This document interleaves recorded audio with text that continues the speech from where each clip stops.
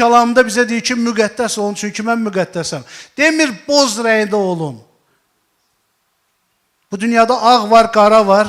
Biz çox vaxtı deyirik, hədə neyim, mən də beləyəm də, mənim də bu günahlarım vardır. Biz deyirik ki, boz rəngdə keçəcək, Rəbbə keçməyəcək. Rəbb bizi müqəddəs sayırsa, o istəyir ki, bizi ağ paltar geyinək. O istəyir ki, biz onun önünə təmiz çıxaq.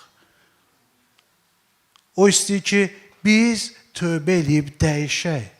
O istəyir ki, İsa Məsih olduğu kimi biz də olaq. Bilirsiniz, biz gələcəkdə, məhkəmədə Rəbbə deyə bilməyəcəyik, sən nə bilirdin, mən nə çəkmişəm. Çünki İsa Məsih yer üzünə gəlib, onun bədəni insan bədəni idi, ruhu Allah ruhu idi. Amma bizim insan kimi nə çəkdiyimizi o da çəkib. Ya Rəbb, sən bilmirsən pulsuzluq nədir? Bilir, İsa'nın pulu yox idi. Ya Rəbb, sən bilmirsən çöldə qalmaq nədir? Mən kiraya qalırdım, İsa Məsihin heç evi yox idi. O da səhrada qalırdı.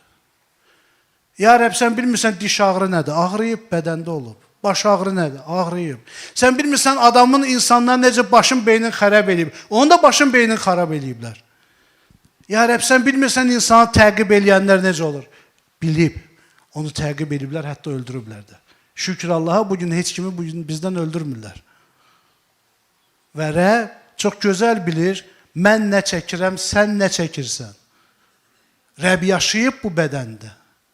İsa Məsih bədənlə yer üzünə gəlib və bizim çəkdiyimiz hər bir şeyi çəkib və günahdan başqa hər bir şeydə sınaqdan çəkilib. Günah eləməyib. Və ona görə də biz bugünkü gündə günahlarımıza heç bir bəraət qazandıra bilmərik ki, ya Rəbb, sən bilmirsən bu necə çətin həyatdır. Bilir Rəbb. Bilir.